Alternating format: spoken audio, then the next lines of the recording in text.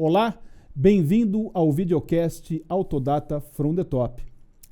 A entrevista mensal da revista Autodata com executivos do setor automotivo que você pode ler online em autodata.com.br ou assistir aqui mesmo no nosso canal do YouTube.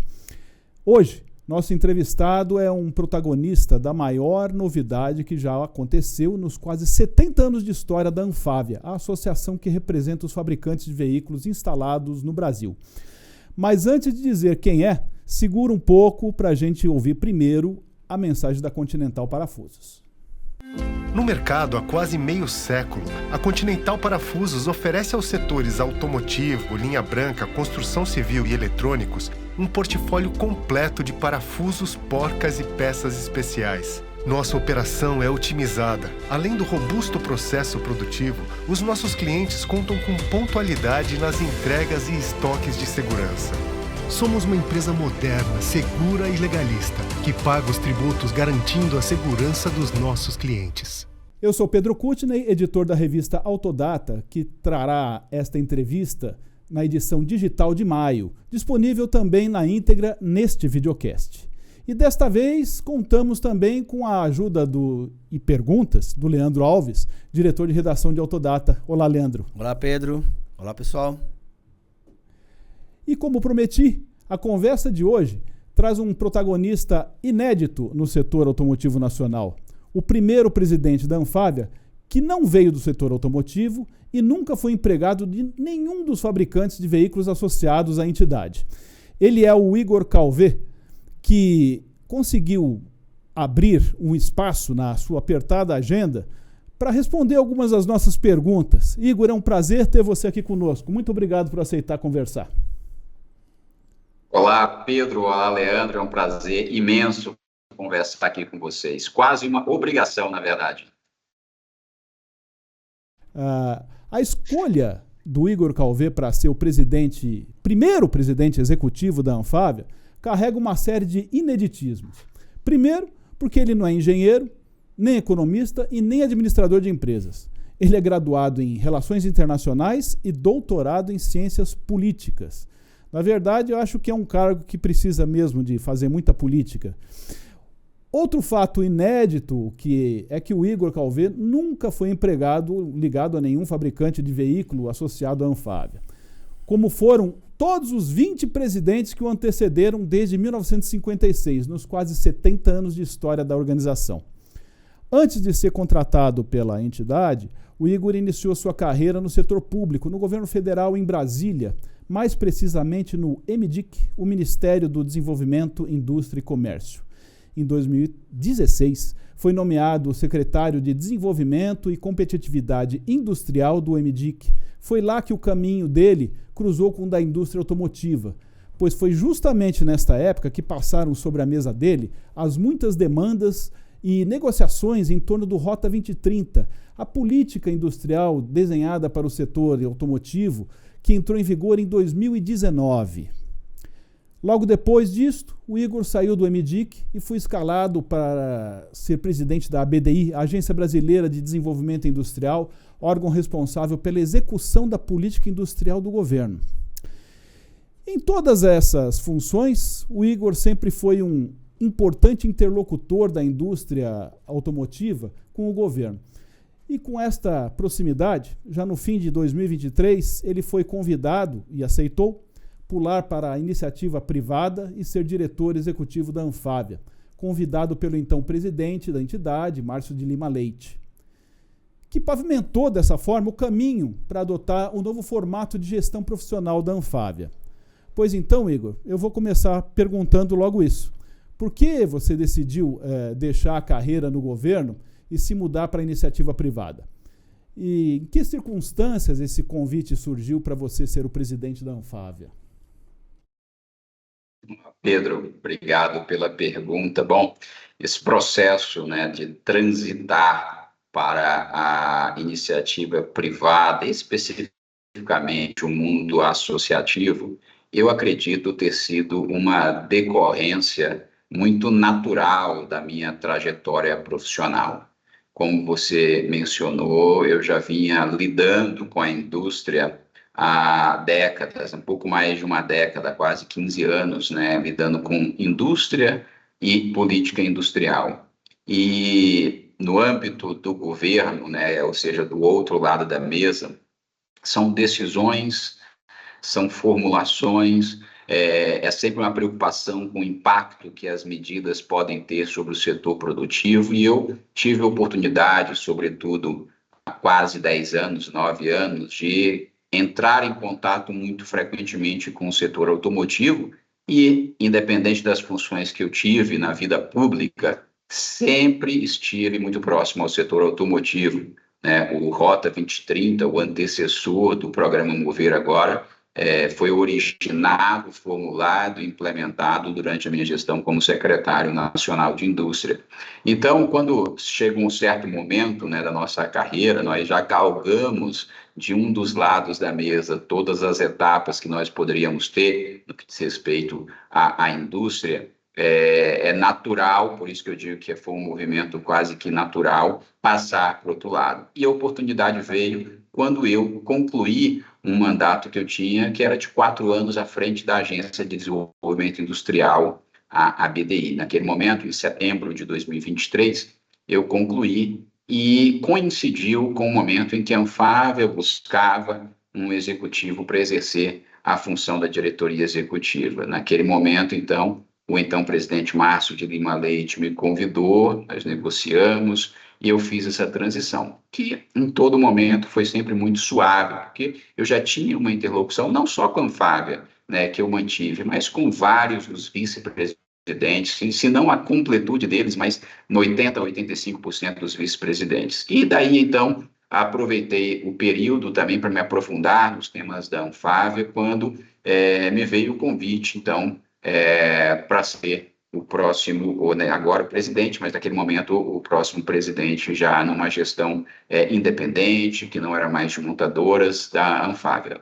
É cargo que eu assumo com grande entusiasmo, mas sabedor das responsabilidades que estão sobre os meus ombros, até pela histórica atuação da Anfávia nos seus quase 70 anos. Igor, obrigado pela presença. Antes de eu elaborar a minha pergunta, eu só queria tirar uma dúvida. É Igor Calvé ou Igor Calvé? Olha, você pode chamar Calvé ou Calvé, que a origem é francesa, minha família é do Maranhão, mas você sabe que os franceses fundaram São Luís e tiveram uma presença muito grande no Maranhão, e minha família é dessa estirpe, né, lá, mas tem séculos. Então, nós temos uma parte da família no Maranhão, outra parte no Rio de Janeiro. Então, ele é francês e aí aportuguesou-se abrindo o E. Então, ficou Calvé, né, como todos conhecem, mas também uns falam Calvé, né? Eu só não gosto muito quando pronunciam o T, que aí eu digo que é sempre um T mudo. Mas, de qualquer forma, fica à vontade, Leandro. Qualquer que você chamar, tá super bem.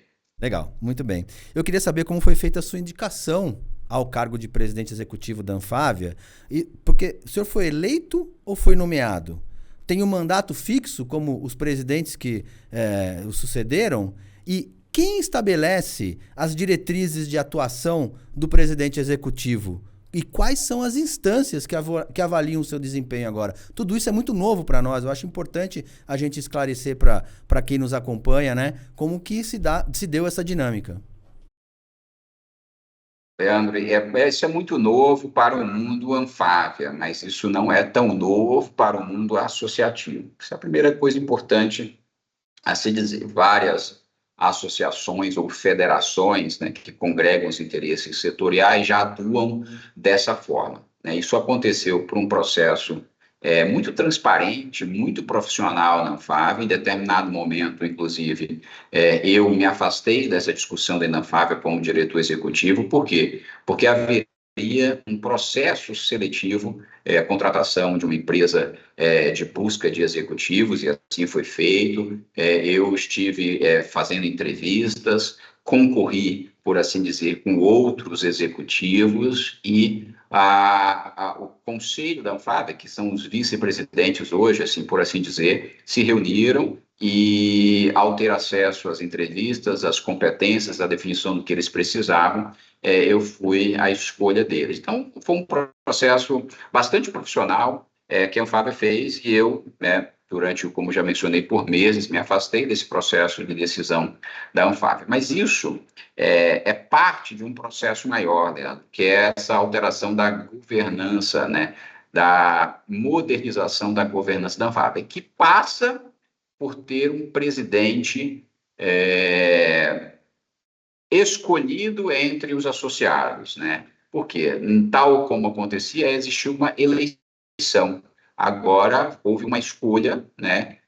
E por unanimidade dos associados, pelo meu nome, o que eu fico muito feliz e satisfeito, e essa escolha, então, assim, eu não sei se é uma indicação, por assim, uma indicação depois de um processo seletivo, né? Indicação pode dar a ideia de que alguém colocou lá o dedo, fez um dedaço, né, como dizem, e tem escolhido. Não foi isso, foi um processo seletivo. A eleição, né, numa associação, quando se muda a governança, ela não é mais necessária. Mas, Pedro, aí tem uma nuance, porque eu também, aí sim, eu fui eleito para ser presidente do Sinfávia, do sindicato.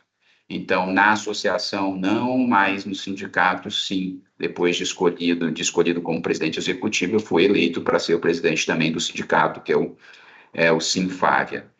Isso, como eu mencionei, faz parte de uma estratégia maior de governança da Anfávia, que vai envolver não apenas a presidência executiva, mas todos os outros órgãos da estrutura de governança. Então, nós estamos trabalhando, e nos próximos meses também teremos novidade em relação a isso, se haverá um conselho de CEOs, um conselho estratégico, se nós teremos um conselho diretor, qual vai ser a posição, né, de como as câmaras e as comissões da Anfávia vão trabalhar, coisas importantes como pessoas que vão falar com a imprensa, quem são os porta-vozes da Anfávia, como as decisões são tomadas na Anfávia por consenso e por maioria qualificada. Essa é a mudança plena da governança. Eu, como presidente executivo, sou uma parte dessa mudança. É importante dizer isso. Então, fica aqui só o registro de que, sim, a minha escolha foi uma escolha por um processo seletivo, que não é uma eleição na Anfávia, mas precisou ser no Sinfávia, por questões legais.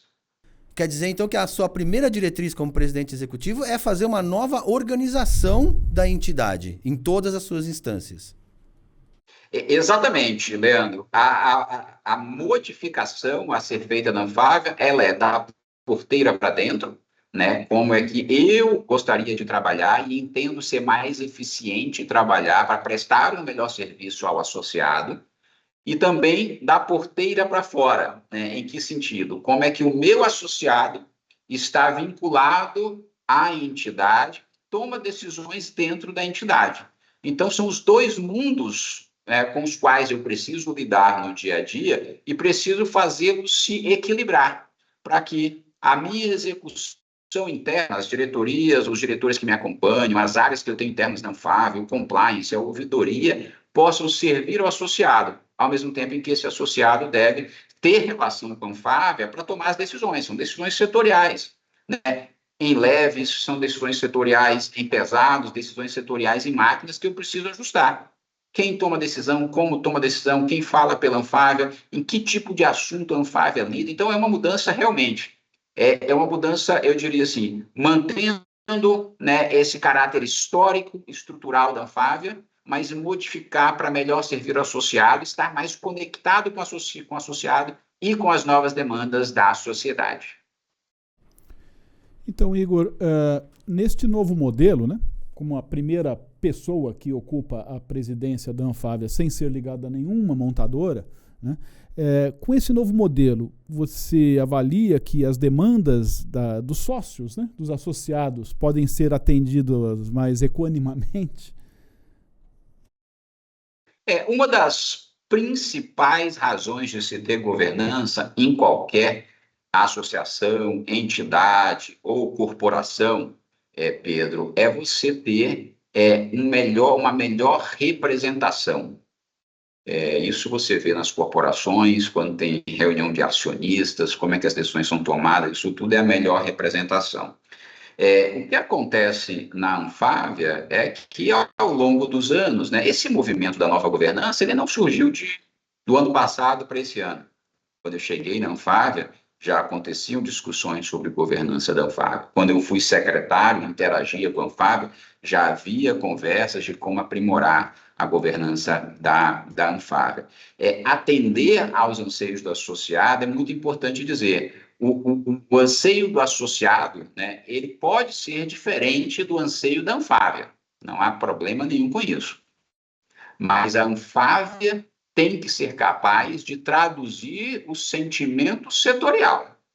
E a gente precisa fazer com que as instâncias da Anfávia estejam preparadas para que o sentimento e a tendência setorial sejam respeitados. Porque a posição da Anfávia, Pedro, ela vai ser sempre, enquanto eu aqui estiver, que eu for guardião dessa governança, o interesse do setor, da média do setor.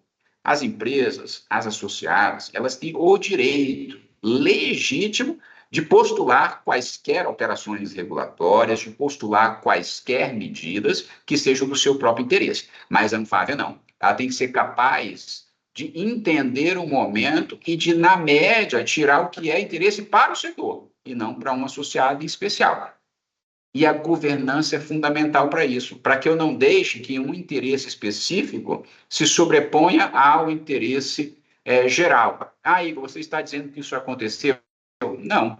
Eu estou dizendo que a Anfávia precisa se pautar pelo interesse e a gente precisa fazer com que essa governança se resguarde nisso. E no mundo em que nós vivemos, né, que se fala cada vez mais, né, de transparência, de governança, de compliance, a gente só tem que ajustar e fazer com que esse movimento aconteça. Eu, presidente executivo da Anfávia, pelas credenciais que vocês mesmos me deram no início, eu tenho condições de fazê-lo, né, eu diria assim, sem resquícios de que algo possa estar por trás das minhas decisões. Eu tenho um orgulho de ter trabalhado na Anfávia num período em que eu via as decisões sendo tomadas e eu via que havia uma necessidade, mas também havia um firme propósito de fazer a Anfávia melhorar e progredir para uma neutralidade, progredir para uma melhor governança. Então, eu acho que aqui faz parte de um movimento que já aconteceu em outras associações, entidades, mas que é para preservar, para não só preservar, mas preparar a Anfávia para um futuro muito desafiador. E quais são as demandas e as prioridades que os associados da Anfávia colocaram para sua gestão? E também, se você, né, puder comentar, qual que é a pauta que você, pessoalmente, gostaria de levar adiante no seu mandato? Eu tenho dito que eu tenho um tripé de atuação. Primeiro, eu preciso fazer com que as tecnologias, né, as tecnologias possam ser introjetadas, inseridas no processo produtivo e no DNA das nossas empresas. Tecnologias de processo, tecnologias de produto. Para nós termos cada vez mais, isso já está acontecendo desde o Inovar Alto, uma cadeia global que converse de igual para igual com o Brasil. Para fazer isso, eu tenho um outro tripé, uma outra parte do meu tripé, que é a redução de custos regulatórios, custos de capital, que é uma agenda que a Anfávia não atuava, né? Veja que é uma agenda de difícil mensuração. Você vai trabalhar com redução de custos? Sim, dentro da empresa, os CEOs com quem eu tenho conversado têm uma agenda extensa de redução de custos, é óbvio. Mas, da porta para fora das nossas fábricas, se não for uma ação concertada de uma associação que represente o setor, essa agenda de redução de custos país não passa. E para eu ter competitividade do nosso setor, eu preciso atuar com redução de custos. E aí eu falo custo de capital, porque a gente tem um grande problema hoje de juros no Brasil. Eu falo de custo logístico, porque a gente sabe as condições das nossas estradas, o escoamento da nossa produção, as questões de mobilidade urbana que dependem de infraestrutura, e são tudo custos adicionais que nos dificultam não só o acesso ao mercado, mas fazer com que o bolo do nosso mercado cresça. A agenda de custos, ela é essencial para a Anfávia lidar. Então, eu quero lidar com essa agenda de custos. Igor, é fácil? Não, é uma agenda super difícil e que não dá louros de imediato, Pedro e Leandro. Pelo contrário, ela é uma agenda estrutural. E por ser agenda estrutural, a natureza das agendas estruturais é que elas perpassam o tempo e perpassam muitas vezes o meu próprio período de Anfávia. Reduzir custos, fazer com que nós tenhamos as nossas empresas aqui, montadoras e fabricantes, tecnologias. Se eu reduzir custos e tiver acesso a tecnologias, de preferências produzidas dentro do país, nós já estamos num nível de competitividade muito maior do que o que nós nos encontramos hoje. E a terceira perna do meu tripé, na minha gestão, é a agenda da localização da produção. Importante dizer isso, porque eu, com a minha trajetória, com o meu histórico, eu não posso prescindir de produção local. Eu sou presidente de uma associação nacional de fabricantes. E eu tenho dito e repetido, a produção local é fundamental para o país. E a minha agenda nunca será a agenda de menosprezar a produção. Vai ser sempre de fortalecer.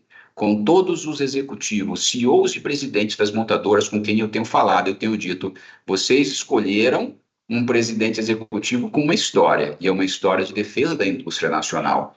E eu não posso abrir mão, pela minha história, das minhas convicções. E essa é uma convicção. Eu quero que cada vez mais vocês tenham um processo produtivo no Brasil, localizado, gerando uma sofisticação produtiva e, sim, gerando mais empregos aqui. Então, eu diria, redução de custos, introdução e acesso a novas tecnologias e localização da produção. É sobre isso que nós vamos trabalhar nos próximos anos na minha gestão na Anfávia.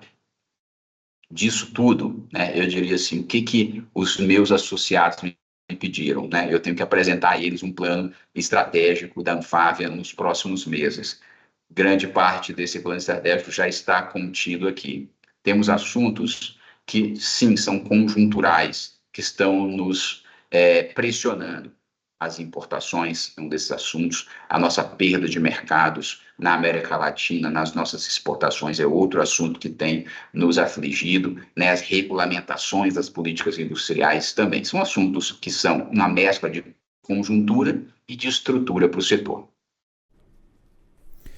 O Igor, justamente nesse sentido, né, de produzir mais, localizar mais, né, todos os presidentes da Anfávia, na última década, tiveram o mesmo sonho: voltar a produzir próximo da capacidade máxima de cerca de 4 milhões de veículos por ano no Brasil.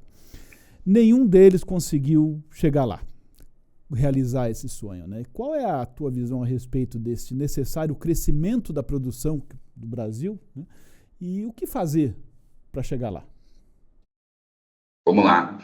Todos os presidentes tiveram esse sonho, Pedro, porque ele é um sonho necessário.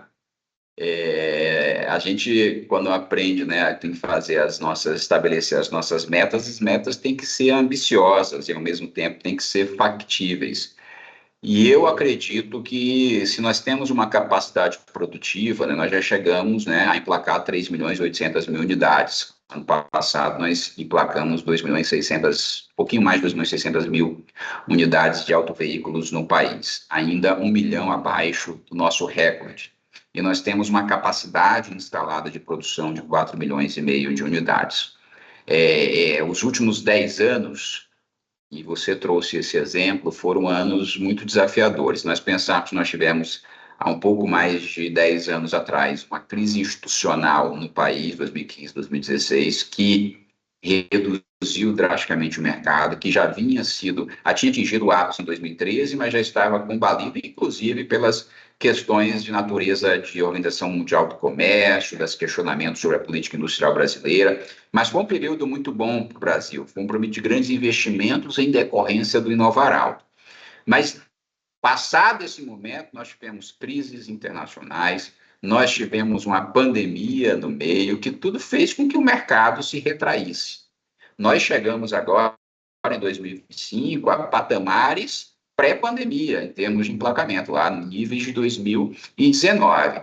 Hoje, né, a nossa previsão, sem nenhum tipo de revisão ainda, é que nós cheguemos ao final desse ano com um crescimento de 6%, quase 7% do mercado, o que vai totalizar 2.800.000 unidades. Igor, é possível? Olha, é plenamente possível mas a gente tem que ter capacidade de pensar duas coisas. Primeiro, isso é o que nós estamos trabalhando para acontecer. Como é que eu faço isso, né? Eu trabalho em regulatório, eu trabalho nas questões, por exemplo, das metas de eficiência, nas metas, né, que vão ser de desempenho estrutural, eu trabalho com as regulamentações do IBAMA, eu faço questão, né, de atuar nas pautas de aumento ou redução de alíquotas do imposto de importação. Tem um trabalho de comunicação e reputação do setor, eu tenho um trabalho de aumentar os nossos acordos comerciais, ou seja, a Anfávia, como uma associação setorial, tem uma série de trabalhos cuja principal missão é fortalecer o sistema regulatório, mas ampliar o mercado. Mas depende só da Anfávia? Claro que não depende só da Anfávia. Eu sou vocal e dizer o que precisa. Tem um lado importante, né, para crescimento do mercado, que é a agenda de juros, né, juros elevados. Aliás, nós tínhamos, há um ano atrás, uma previsão de juros que chegavam, assim, nós começamos o ano, se não me engano, 12%, 12,5%, 2024. Hoje nós estamos batendo 14,75%, podendo chegar a 15%. É uma conjuntura diferente, um aumento percentual ainda que marginal na taxa de juros, afeta o nosso mercado. Portanto, isso não está sob a gestão da Anfávia. Condições macroeconômicas como juros, inflação, corroendo a renda das nossas famílias, pode diminuir o consumo de veículos. A questão da América Latina, com novos entrantes no mercado, ou mesmo reduzindo o ritmo das economias, uma guerra tarifária global. Ou seja, eu estou mencionando isso para dizer que existe uma agenda sobre as nossas mãos, mas existe uma agenda estrutural e conjuntural no mundo hoje que não está sobre as nossas mãos. Então, o sonho de atingir ali o máximo do nosso mercado, ele tem que continuar, Pedro. Ele não pode parar, e não vai ser a minha gestão que o fará, tá? Agora, as condições são extremamente diferentes, tá? E a gente tem que tomar proveito do fato de que nós já temos uma capacidade instalada, e precisamos fazer com que essa capacidade instalada seja mais bem aproveitada. Se a gente conseguir aproveitar essa capacidade instalada, inserindo tecnologia, reduzindo os custos, que é a minha agenda, e localizando, nós vamos ser mais competitivos. E veja, a gente consegue fazer com que a gente, para produzir mais, né, sem ter que fazer investimentos novos em capacidade instalada. Então, há um caminho promissor, temos tecnologia para isso, temos capacidade de inovação, uma engenharia automotiva forte no país, e é importante nós termos isso em mente. Então, o sonho continua, mas é um sonho real, um sonho que é plenamente possível de nós atingirmos, né, apesar de condições adversas, que nós sempre teremos. Isso é bem verdade. Igor, sendo mais específico, na tua visão, qual que é o papel da Anfávia na necessária integração dos mercados latino-americanos, né? Este é um outro sonho jamais realizado pelos seus antecessores, né? Fazer com que o Brasil seja, de fato, a base produtiva para os países aqui no continente. Você sabe uma questão importante, Leandro? Nós temos um mercado que é o sexto maior mercado do mundo. O tamanho do nosso mercado nos fez, durante algum tempo, acreditar que o nosso mercado doméstico bastava. E aí, nós fizemos alguns acordos aqui na região, México, Colômbia, Argentina, não temos acordo com o Chile, mas temos um mercado pujante no Chile acontecendo. E, durante algum tempo, né, o crescimento do mercado doméstico fez com que nós tivéssemos num segundo patamar, ou pelo menos colocássemos como uma segunda opção as exportações. O fato é que, nesse período, né, outros competidores globais, inclusive das nossas próprias companhias e outros lugares, viram a América Latina como um grande mercado. Você sabe que há 10 anos atrás, Leandro e Pedro, nós tínhamos um share, uma participação no mercado latino-americano de 25%. Hoje, 10 anos depois, 2025, nós chegamos a 13%, 14% de share na América Latina. Apenas a título de exemplo, no mesmo período, né, a China, como exportadora de veículos, tinha 5% do share e hoje já chega a mais de 20% de share na América Latina. Essa necessidade que nós temos, né, e o mercado automotivo, ele é um mercado administrado, de comércio administrado. Significa dizer que, em muitos casos, né, os governos é que precisam fazer acordos. No caso da Argentina, nós temos o Acordo de Complementação Econômica número 14, né? Temos um outro acordo, um ACE com o México, temos um acordo funcionando cujo anexo dá guarida ao comércio automotivo com a Colômbia. Então, esses comércios são administrados. A Anfávia não trabalha sozinha nisso, precisa de uma interação com o poder público, no caso do comércio exterior. Então, o papel da Anfávia é interagir com o setor público e forçar, né, por falta de uma melhor expressão, que acordos sejam não só firmados, novos acordos nesse comércio administrado, como esses acordos precisam ser aprofundados para benefício, né, da nossa indústria localizada no país. A nossa indústria tem plena capacidade de fazer. Mas há um ponto adicional que a gente também não pode perder de vista. Eu falei redução de custos para vocês, e um dos pontos primorosos que a gente tem trabalhado com alguns países, que a gente precisa seguir essa agenda, é a agenda da harmonização regulatória. Quando a gente produz um veículo aqui, e ele, para adentrar um outro mercado, tem regulações completamente distintas das que nós temos no Brasil, nós temos um custo imposto aqui à nossa produção, né, que é de voltar aquela linha específica para o carro produzido para um determinado mercado. Se a gente não tiver uma harmonização na América Latina, que é o nosso mercado, eu acho que a maior vocação brasileira, né, nós vamos perder esse mercado. Então, a atuação da Anfávia tem que ser a interação constante com esses mercados, no aprimoramento e aprofundamento dos acordos, numa interação forte com o governo e na harmonização regulatória. E harmonizar a regulação vai diminuir nossos custos e aumentar a nossa chance de ser competitivo nesses mercados. Nós precisamos continuar com essa agenda dos embarques, das exportações. Por quê? Porque quando a gente faz isso, a gente está, né, levando do mercado brasileiro a nossa competitividade. Então, nós não podemos carregar falta de competitividade. Por isso que eu falo, é redução dos custos e acesso a tecnologias. Por quê? Porque aí eu não exporto a não competitividade, eu exporto a minha competitividade para esses mercados. Tem toda uma outra agenda que eu poderia citar, que é a do financiamento, sobretudo para os veículos pesados, caminhões e ônibus, para acessar outros mercados, cujo papel do BNDES é essencial. Mas eu acho que, por hora, Pedro e Leandro, são essas minhas considerações iniciais sobre as exportações. E Igor, faz pouco mais de um ano, né, que o governo aprovou o MOVER, o Programa Mobilidade Verde e Inovação, que sucedeu o Rota 2030, que você conheceu tão bem, trabalhou tão bem nele, né? Foram regulamentados, em princípio, né, créditos tributários para ajudar a financiar investimentos da indústria, né? Mas só no mês passado, um ano depois de aprovado a lei, né, foi publicado o decreto sobre metas de eficiência energética, segurança e reciclagem. E ainda são necessárias várias regulamentações que vêm por aí. Eu gostaria de perguntar para você se, pelo lado da Anfávia, tem alguma coisa atrasando esse projeto de andar mais rápido.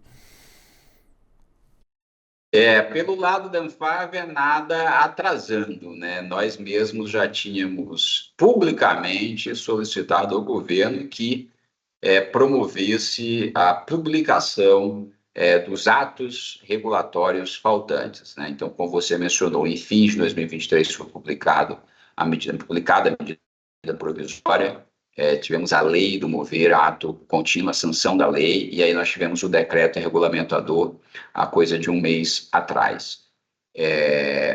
Primeira informação, assim, nós saudamos o governo por ter regulamentado, e a razão é muito simples. Quando saiu a medida provisória e depois foi sancionada a lei, vocês vão de lembrar que o ano de 2024 foi importante para o anúncio de investimentos da nossa indústria. Só nós, mais de 130 bilhões de reais de anúncio de investimentos. Se somarmos com todo o setor, inclusive autopeças, 180 bilhões de reais. E por que isso aconteceu, Pedro? Porque o MOVER trouxe, ainda que só com a sanção da lei, a previsibilidade. E aí nós temos a questão da eficiência energética, do desempenho estrutural e dos créditos financeiros. Só com esse indicativo, o nosso setor já se movimentou e já fez anúncios de investimentos. Esse é o primeiro ponto. Óbvio que as regulamentações que vêm depois do decreto, que nós esperamos ainda, as portarias, né, que vão traçar especificamente as metas para pesados, para automóveis, elas são fundamentais, mas aí você chega no nível, né, que eu costumo dizer, o nível dos engenheiros, né, nas nossas plantas. O nível decisório que são os grandes executivos, não só os nacionais como os globais, com a sanção, eles já deram uma resposta. O nosso setor, ele é muito sensível, né, às mensagens. O que eu quero dizer com isso? Quando se anuncia que tem uma política automotiva, os nossos executivos, mundialmente e também no Brasil, são sensíveis para dizer, agora nós vamos investir, ela traz previsibilidade. Da mesma forma, quando tem um aumento da taxa de juros, os nossos executivos são sensíveis em dizer, olha, o mercado vai cair, porque a gente vai ter um risco maior do crédito, o financiamento tende a diminuir. Então, nós somos sensíveis a esses atos. A demora, né, na publicação de eventuais atos também traz uma certa instabilidade.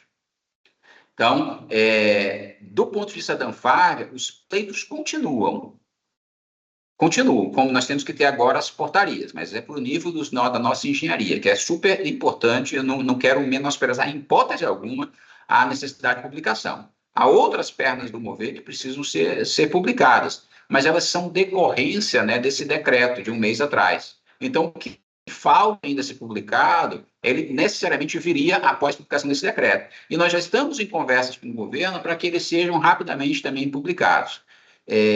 Do ponto de vista da Anfávia, a agenda não muda, não há nada que a Anfávia não tenha feito na interação, prestado informações, mas o governo tem o tempo dele. Eu brinco que eu já estive dentro do governo, eu sei. Um governo, na verdade, são múltiplos governos, né? Então, tem vários ministérios, várias instâncias decisórias, várias cabeças pensando, às vezes um puxa para um lado, outro puxa mais para o outro, e muito embora a política do governo seja pró-política industrial e pró-política do setor automotivo. Mas os detalhes são os detalhes e as mudanças são fundamentais no curso desse processo. Então, do ponto de vista da Anfávia, não. Mas a gente avalia, depois de um ano do Mover, que já teve reflexos muito, muito, muito positivos, né? Estimulou a gente a ter previsibilidade regulatória, a gente está estimulado a trazer os projetos de P&D para o Brasil, fazendo inovação tecnológica, mais sustentabilidade, mais eficiência. Então, tudo isso é fruto do Mover, e eu só tenho, né, até como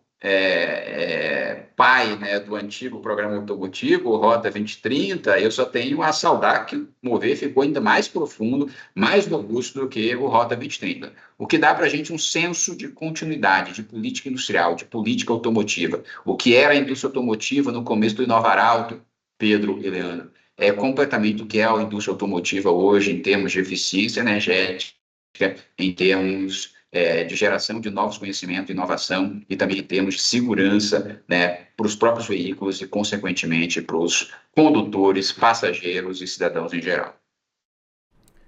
Igor, há mais de um ano, né, desde quando você começou a sua jornada na Anfávia, a entidade solicita ao governo a retomada do imposto de importação no patamar de 35% sobre os carros híbridos e elétricos.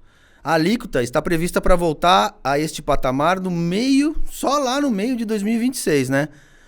Por que é necessário elevar a tarifa sobre os veículos que a indústria nacional não produz aqui agora? Leandro, esse pleito da Anfávia, ele continua valendo, a Anfávia continua vocalizando para que o governo coloque em pauta, discuta e aprove. Tá? No ano passado, às vésperas do aumento, né, da alíquota para, se eu não me engano, 18% de elétricos, nós tivemos um pico de importações. Nós chegamos no ano passado com um estoque de veículos elétricos no país da ordem de 80 mil. E com isso eu te respondo a necessidade de nós termos essa recomposição da alíquota imediatamente. Se você imaginar que a média dos emplacamentos de veículos elétricos no Brasil está 5 mil veículos por mês, se a gente anualizar, dá 60 mil veículos elétricos, né, emplacados. Nós tínhamos, volto a dizer, 80 mil em meados do ano passado. Nós tínhamos estoque para mais de um ano.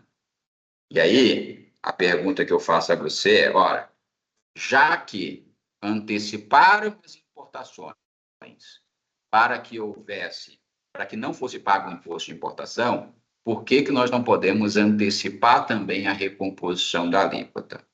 E a razão é muito simples. Quando isso acontece, um excesso de estoque, isso desregula o mercado. Esse estoque não tem, pela média que eu trouxe a você, saída. Saída no seguinte sentido: não tem como nós introjetarmos isso no mercado brasileiro, porque o consumidor não compra. E aí, quando você tem estoque, além de ter custo, mas o custo é uma questão da própria empresa aqui que faz a importação, o custo de ficar parado, custo é matéria-prima parada, na verdade, o veículo lá.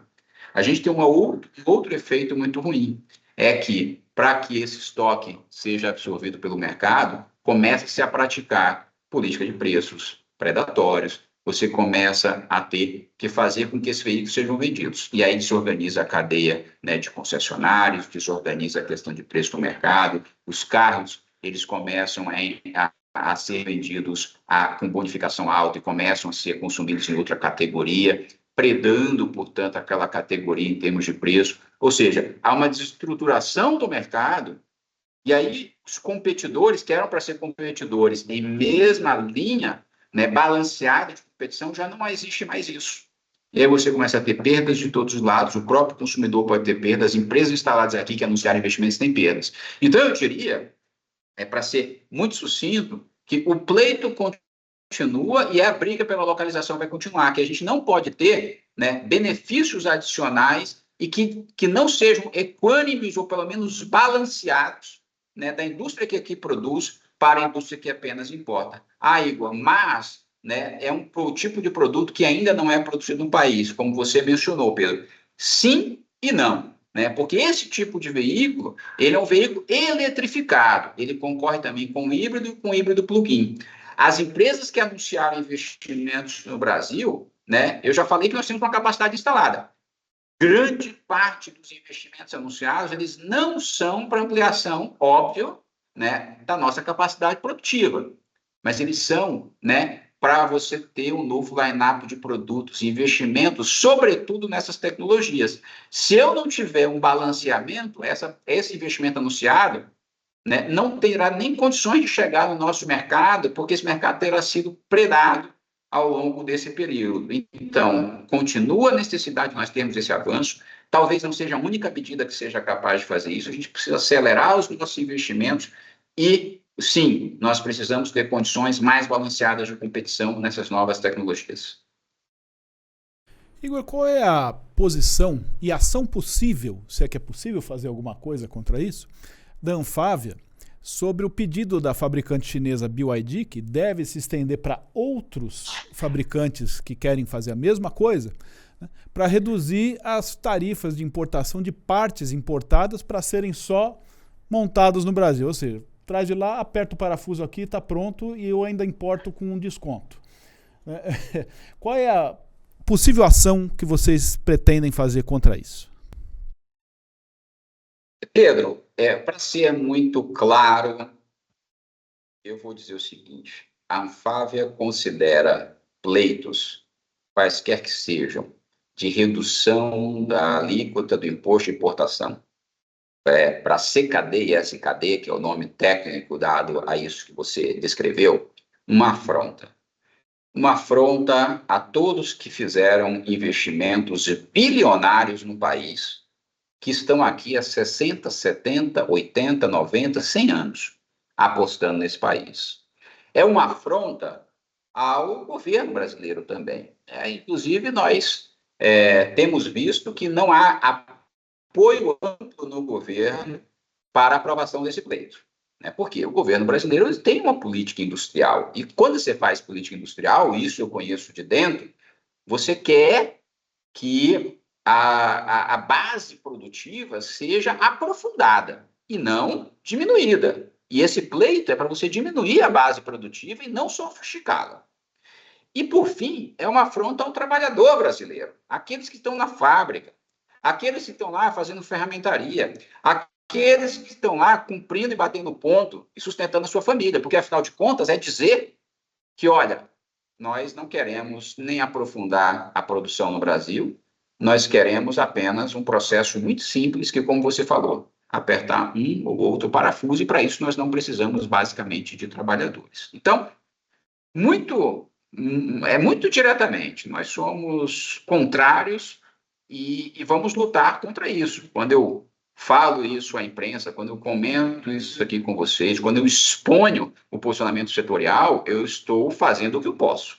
Eu não posso tomar a decisão pelo governo, eu não posso colocar esse assunto para ser pautado, mas eu posso vocalizar em todas as nossas empresas, sim. E é importante mencionar, as nossas empresas associadas da Anfávia, que são os fabricantes, nós não temos em absoluto nada contra as importações. Eventualmente, para você complementar uma linha de produtos, você precisa importar, e isso é bem visto por todos nós.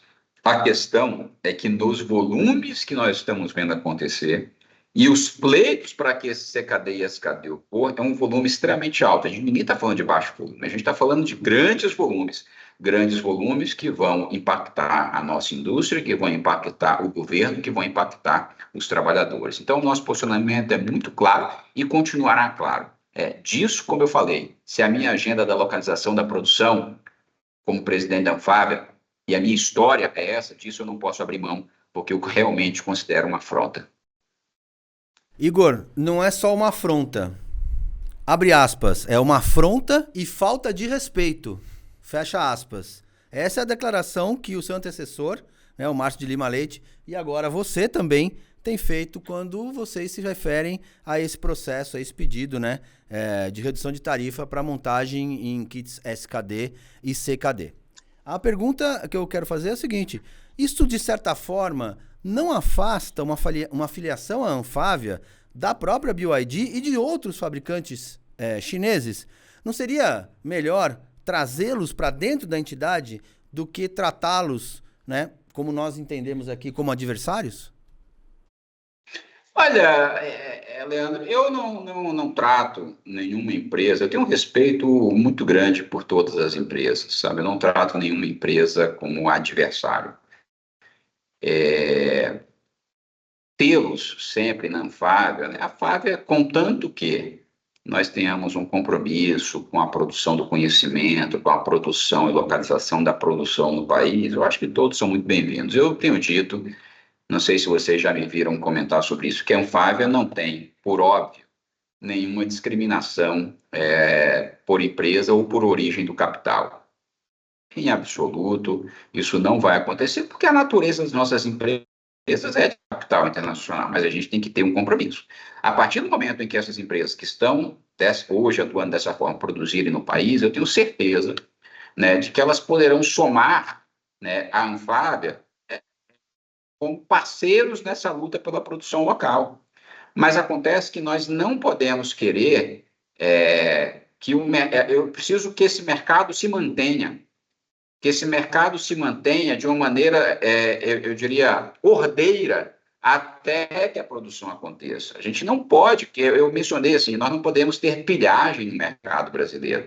Então, eu tenho por hábito, né, ser um executivo muito conciliador, e fiz isso durante vários anos da minha vida e não deixarei de fazer agora. A partir do momento em que nós tivermos empresas que vão chegar no Brasil, vão entrar no mercado, vão competir de igual para igual e queiram produzir aqui, são nossos parceiros, são muito bem-vindos e assim eu os tratarei. E aí, meu posicionamento hoje, ele não pode ser visto, né, imagino eu, como um posicionamento que afaste qualquer empresa. Ele é um posicionamento de princípio. E se é um posicionamento de princípio, isso não tem nada de especial contra uma empresa ou outra que você citou. Em absoluto, eu conversarei e converso com a maioria dessas empresas até hoje, mas por princípio, por história e por ser Anfávia quem é e na defesa que nós fazemos historicamente, eu não posso deixar de vocalizar isso, que se eu considero uma afronta. Então, as coisas acontecem no tempo devido, tá? A produção deles tem que acontecer e eu torço para que aconteça no tempo devido, e de fato e de verdade aconteça, com a sofisticação necessária, não sendo CKD e SKD, e torço também para um momento em que nós estaremos na mesma trincheira, lutando pelos mesmos objetivos. Igor, para terminar essa nossa rica conversa, eu tenho aqui uma questão um pouco polêmica. Alguns dos fabricantes associados à Anfávia já importam ou têm planos de importar carros elétricos dos seus sócios na China. A GM faz muito isso no México, inclusive, né? A posição da Anfávia de retomar um imposto de importação a 35% de carros elétricos e híbridos não vai contra o interesse dessas empresas associadas? Como o senhor avalia essa estratégia? Eu não considero essa uma questão polêmica, Pedro. Não considero, porque como eu já dei até o insight um pouco para essa resposta, né? Uma coisa é você importar em baixo volume para complementar o seu line-up de produtos. A outra coisa é você importar em grande volume sem querer internalizar. O que acontece em geral é que você começa importando um produto, você testa o mercado, você avalia o que você vai ter que internalizar de localização da produção, às vezes não tem fornecedores, você tem que ter uma cadeia de fornecedores, é um veículo diferente do ponto de vista estrutural, do ponto de vista de engenharia, então você precisa ter esse momento de importação para internalizar. Quando você faz isso, né, e as nossas empresas associadas, todas elas têm no line-up de produtos delas, no mundo afora, já há veículos elétricos. Ponto. Eu vejo até que os veículos eletrificados, mais do que os puramente elétricos, BEVs, têm um potencial maior no mercado brasileiro de imediato, no curto e no médio prazo. A gente tem que entender, Pedro, que é importante fazer a importação. O interesse da Anfávia, e isso eu tenho muita liberdade para dizer, ele não é interesse do associado A ou do associado B. Não pode ser assim. O associado A ou B pode vir a mim e pode conversar. Olha, eu tenho um interesse contrário, mas eu tenho que buscar, como eu mencionei, o interesse setorial. O interesse setorial não é para aprovação de um ou de outro, trazer um outro veículo, vai aumentar o meu custo. Se ele trouxer em baixo volume e testar o mercado, e se o mercado for bom, ele vai ter, inclusive nesse montante de investimentos que eles anunciaram, todo o interesse em produzir aqui. E produzir aqui é o que me interessa. Eu falei no meu tripé, inclusive isso está respondido no meu tripé, né? Eu falei, né, reduzir o custo, né, a agenda do custo, a agenda do acesso à tecnologia, que envolve essas tecnologias novas de produção, né? Você vê que eu mencionei isso, e essa agenda da localização. Então, isso está plenamente respondido no meu tripé. Agora, os tempos e os movimentos para que isso aconteça, aí eles são diferentes. Eu não posso não querer importar agora, né, tudo, simplesmente por uma questão de que um ou outro associado vão ter um aumento de custo. Vão ter, mas veja, é um aumento de custo que vai ser para todos, se a gente tiver isso, né? Vai aumentar a alíquota para cá. A, B, C, D ou E vão ter. Não pode a gente ficar numa situação completamente desbalanceada, que é o que nós temos hoje. Muito bem, Igor. E nós chegamos aqui ao fim de mais um videocast From the Top Autodata. Muito obrigado a você por nos atender para mais esta conversa e desejamos, né, muita sorte e muita política, muita ciência política, né, nesse seu novo ciclo profissional. Nós esperamos rever você muito em breve. Pedro, Leandro, foi um prazer conversar com vocês. Espero que tenham gostado da nossa conversa. Foi o mais direto, responsável e transparente possível. Muito bem. E também me despeço aqui de você, Leandro. Até a próxima. Até a próxima. Igor, foi um prazer. Obrigado.